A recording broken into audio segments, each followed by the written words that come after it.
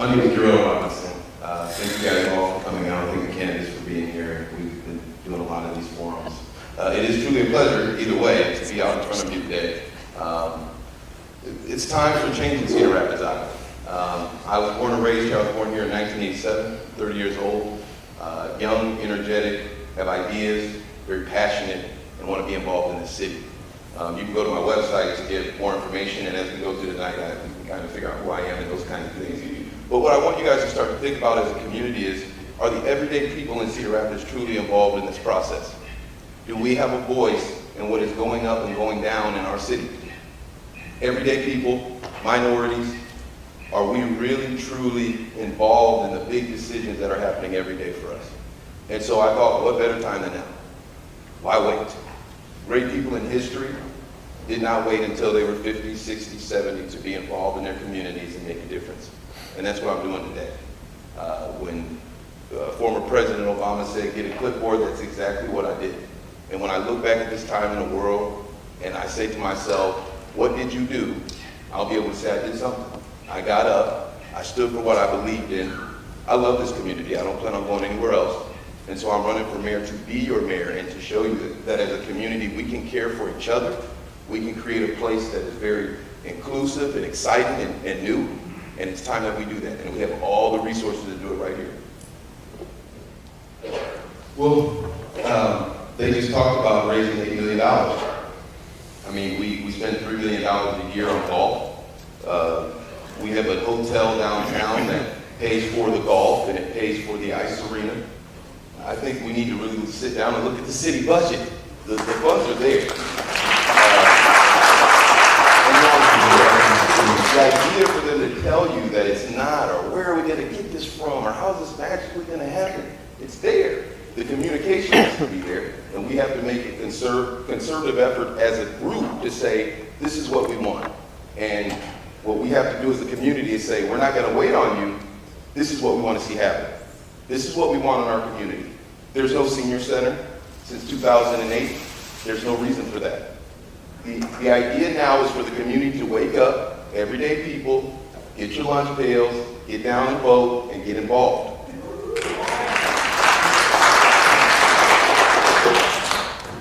Jorel, not firing you up. Tough act to follow, but So violence is a horrible thing, and sadly it happens in all communities. What we got to look at is the real issue. You look at history, no matter where you look, where there is poverty, lack of education, you will see violence.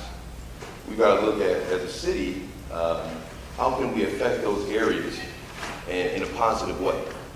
And more policing and patrolling is not necessarily the answer. Matter of fact, it may prove that it doesn't bring any more safety to an officer. We should be really looking at how to create that real relationship of protecting and serving. The community and the police department, it's very much a two-way street. We're wanting the citizens to speak up when there's violence in the community. If an officer, there's violence with an officer, or we view something as wrong, we also want the police officers to stand up and say, hey, that was wrong. It's a very much a two-way street, and it's on us as human beings, as people, to start really communicating with each other and letting each other know how we feel. In our community right now, in the summertime, our schools are not open. We're not running summer programs for the youth to have employment or be working in our city, and that's something that we could be doing. There's a lot of things. We have so many resources in Cedar Rapids right now. The majority of them are competing with each other rather than working together. And so the idea would be to say, take community organizations, churches, schools, the city, work together to create something where the kids in the city are excited to be here and want to be here, families as well. Being that I'm not an expert in this specifically, what I would say is it's very important that we do meet with the experts. We figure out every way possible as a city to be innovative in this area and also start saving. You wouldn't think that we're doing as much as we actually are, but if you look out at Kirkwood Estates, they have one of the largest solar-powered apartment complexes in the Midwest.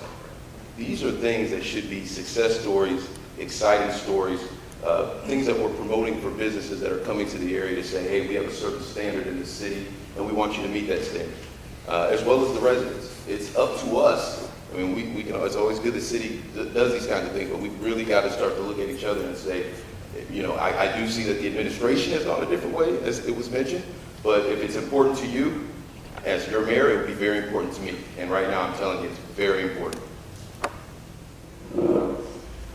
The idea here,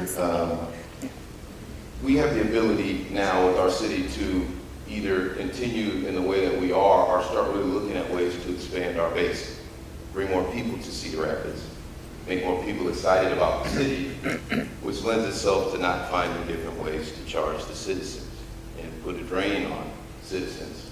And it's a certain portion of citizens that it really affects. And so I think that, you know, without government involvement, city involvement, different things, I might not be standing here today. So throughout history, we've walked a fine line with what kind of involvement we have, and whether it be financial or physical or land, all of those things are very important.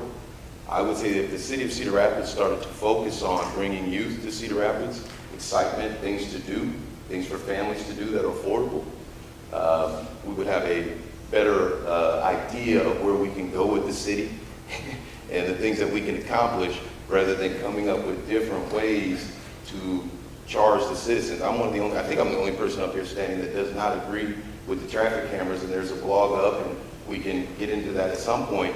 But I feel that if we're looking at too much involvement, that could be one of them. So just being honest, I think that at times we're too involved, but there's a place and time for everything. Are many of you here familiar with the term PTSD? Battered wound syndrome? These are real studies. These are real things that people have used in court to defend themselves. Are many of you familiar with the term PTSS? Yes. That term is post-traumatic slave syndrome. And if you look at it, a lot of the symptoms that are affecting African Americans in general, it's a great study. I would tell anybody to look into it. There are great studies being done all over the place, and I think this is something that should be studied and should be looked at, and it's very important. And it's not relegated to one specific community. As you've seen the violence taking place all over Cedar Rapids, it's not, you know, it's specific to African Americans. And so what I would say now is we need to look at a way as a community to come together and ask, can this study actually happen? Because we need to tell the city council that's what we want to see happen. Bernard has a lot of information on that he shared with me, and I think if you guys take a look at it, it makes sense. I will do everything I can to be active and involved in my community, and I try to do that now, whether I'm mayor or not, no matter what happens, to be active, and I encourage everybody to be, because that's the whole idea of this campaign, for all of us to get involved in our community. I would try to create an environment and a culture that people will want to be a part of, to bring businesses here. The other thing is, you got a black-owned business downtown, Harold's. This is a guy who's now going to take every ticket that's sold and get $5 so a kid in Cedar Rapids can have a hot lunch. These are small things that business could be doing, and that's the kind of thing that I'm looking for in Cedar Rapids. Okay, so I was born in Cedar Rapids in 1987. I'll keep this brief. I'm biracial. My mother is white, my father's black. I descend from indentured servants and former slaves. I can't tell you how important it is for you to see someone in those positions. One of my first principals I've experienced was Carol Bernard, and she's an African-American woman, and that was very huge to me. But growing up as a young child, my father took me to the side and had conversations with me that I don't know if these gentlemen up here maybe let me have the same kind of conversation, but my father even said to me one time, Jorel, my life would have been very different if I was your color. And you don't understand what that feels like until you felt it. And you can't understand how it feels to be him until you felt that. And it's deep. It is very deep. And it's hard to express it so shortly how deep it is. But getting people into those positions is huge. So in high school, looking at programs to develop these kids on fast tracks to being teachers, police officers, those are the things that we really need to look at. That's a great question. I'm ready to serve. I'm ready to be your mayor. I was born and raised in Cedar Rapids, as you guys know, and I love this city.